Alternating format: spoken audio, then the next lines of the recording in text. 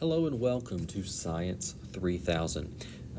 Today, in this unit this week, we are going to be diving into the different components as well as the different types of content that you're going to receive throughout this semester. But before we get into that, I want to give you a little background of who I am. So my name is David Goodman. I have a Bachelor's of Science in Biology and Secondary Education minor from UVA-Wise, and I also have a master's degree from Colorado State in Natural Sciences Education. Now, as for my teaching experience in college, I did 30 plus science shows in Wisely and Dickinson County public schools. So I would set things on fire, blow things up, get students pre-K through high school excited about science. I also am a high school science teacher, so I've taught and continue to teach for the past 6 years biology, ecology, and environmental science. And then for the last 3 years, I've been an adjunct professor for UVA-Wise, where I've taught their Life Science for Educators course and this course, an Intro to Science Education. So for this course, an Intro to Science Education, we have two main course objectives. The first is to develop a meaningful and functional understanding of key concepts related to science education. And secondly, we want to develop skills in designing, implementing, and evaluating, as well as reflecting upon science lessons that are standards-based. So not only am I going to be teaching you what science is and is not, and what science education entails, I'm also going to be teaching you and helping you develop the tools that you need to be a successful science educator. So the first main topic that we're going to cover this semester is science as a way of knowing. We're going to cover what is and isn't science. We're going to cover the three faces of science, as well as the basic ideas about the nature of science. Then we're going to cover science in schools, how science is typically taught versus a more desirable approach to teaching science, and a framework for the best ways to teach science. Now that we know how to teach science and what science is, we also need to understand how children learn. So we're going to be covering concepts like constructivism and implications for our instruction. Then we're going to cover inquiry in science. We're going to cover inquiry as a learning approach. We're going to compare authentic versus school-based inquiry. We're also going to look at how to teach inquiry-based lessons and go over a couple of the inquiry-based learning cycles. And then lastly, we're going to talk about assessments. We're going to talk about the different types, how we can assess our students, as well as the main characteristics of valuable assessments, because not all assessments are valuable or useful. During that process, we're also going to talk about differentiated instruction. What does it mean to design and implement differentiated instruction in a classroom? So those are kind of the main topics or ideas that we're going to be covering. Now let's go over the assignments that you're going to have throughout the semester. So each week you're going to have some sort of homework assignment. It's going to be 20 points, and it will be posted on Monday, and it will be due the following Sunday at midnight.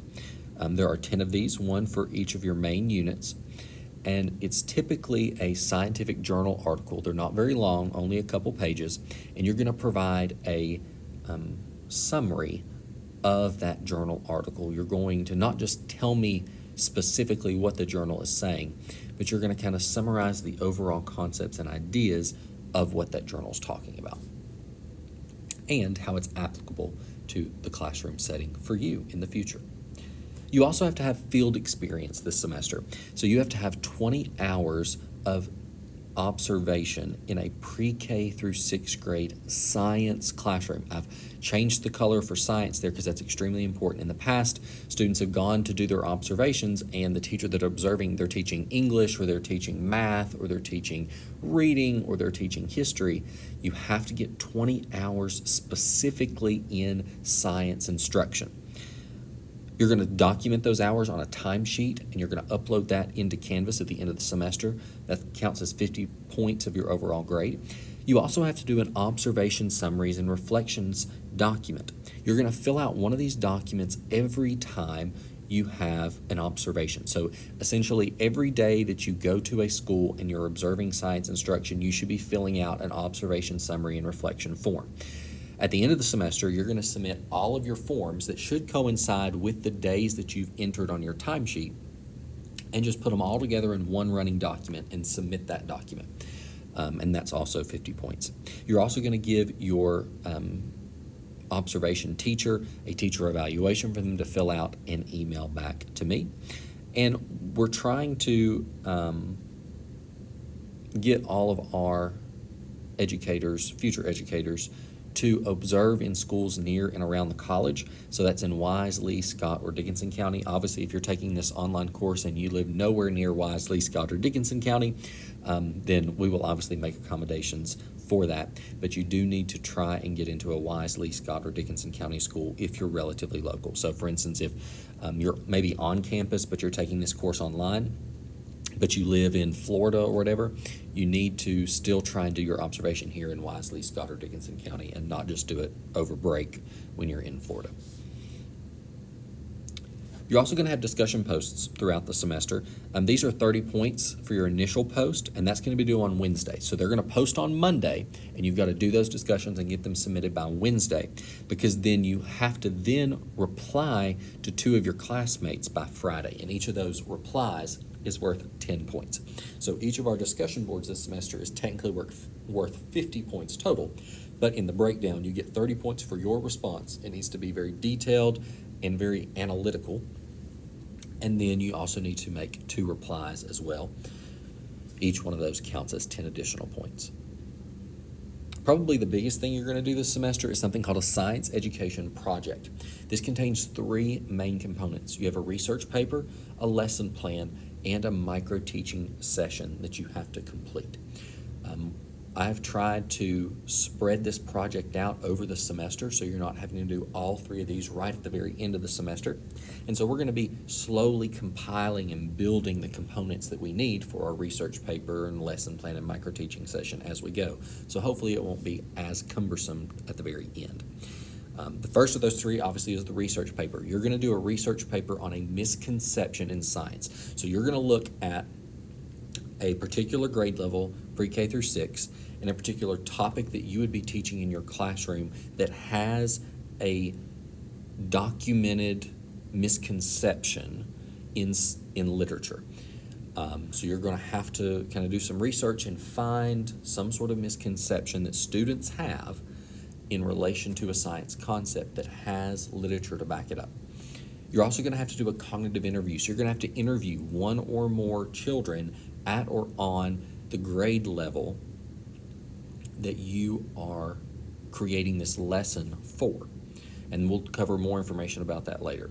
Now, in your paper, you're going to have an introduction. You're going to have a scientific view of the topic. You're going to try and give me the overall broad, this is where this topic originated, this is the other theories that were competing at the time, this is the data that was used to kind of back up this theory as being the prevailing theory, and here were other scientists that tested similar things that also helped back it up. So you're just trying to give me a historical outlook on the history and view of whatever this misconception or this topic is. You're then going to do a literature review on children's ideas about the topic. So it's important that you pick a misconception that has scientifically researched literature to back up the misconception. You're also going to have to include your cognitive interviews and a conclusion to wrap it up. Now, this research paper has to be an APA style, which means you also are going to need a cover letter and a references page. And make sure you cite all of your sources and use the proper in-text citations. And so this entire project is worth 100 points for its final submission, but then there are also going to be other times throughout the semester where you have to submit other components, and those are also worth points as well. You're also going to be creating a lesson plan on this misconception. So you're going to be using the 7E lesson plan format, which we will cover this semester in this course before you have to submit your lesson plan. And it has to be on the topic misconception in science from your research paper. It's also going to be 100 points, and then you're also going to be reviewing 2 of your classmates' lesson plans and giving them some constructive feedback before everyone submits their lesson plan for me to do the final grading of. And so doing those peer reviews, you're also going to get 20 additional points. And then the last component of this project is that you have to do a micro-teaching session. This is where you're going to take that lesson plan and essentially implement it. You've got about 20 minutes for this video, so I don't expect you to teach your entire lesson, but what I'm looking for is the components of your lesson plan that help combat whatever the misconception is. So it's more of the hands-on science, more of the actual teaching instead of, oh, now that we've done all the teaching, here's the worksheet, here's the test, so to speak. So you're going to be doing the elicit, engage, explore, and explain sections. You're going to record that video and submit it. I'm going to watch it and then grade the way that you're teaching. Now, you can either grade to an imaginary class, or you can rope your friends and family into sitting there and acting like second graders if that's what you happen to be teaching while you teach this mini lesson. Throughout the semester, you will have the occasional activity or article that has to be completed as well. These miscellaneous assignments are related to your content, but they're only 10 points apiece. You also are going to have classroom scenarios. Periodically throughout the semester, you're going to be analyzing classroom scenarios. So you're going to read a document that is essentially a skit that explains something happening in a science classroom, and then you're going to have some discussion questions. You're going to post those discussion questions for everyone to see. And you also should be able to see my discussion questions because I'm going to answer these questions as well. And so then you can kind of compare to see if you got the same thing out of it that I did, or if you were way off or had something completely different. I'm also excited to include a couple different lab explorations for you to complete. They are 50 points apiece, and they all are going to be hands-on science opportunities that you have to physically explore a concept or idea related to what we're covering. Now, the lab supplies I'm not requiring you to purchase, but honestly, it's not going to cost more than $15, $20 max. And you think you only have like 3 or 4 lab experiments. So if you want to purchase them, I highly encourage you to. It's all going to be household things, so you might even have most of the stuff just laying around your house. But you aren't required to purchase those materials. You should, though, still be able to complete these lab activities even if you don't have the materials in front of you. You're going to have 2 exams. You're going to have a midterm exam and a final. And the midterm exam is going to cover content from weeks 1 through 6. You're going to have an hour and 30 minutes to complete the exam. It is closed book and closed notes. And there's going to be a study guide that posts that will allow you to see every question that's on the test. I'm not going to tell you specifically what each question is, but I'm going to tell you the topic of that question and how I'm going to ask the question. Is it a short answer, fill in the blank? Is it a multiple choice? Is it a categorization? Is it a true or false? So you know not only the content of the question, but how that question is going to be presented to help you study. Same thing for your final exam, except this one is going to be on the content from weeks 8 through 11.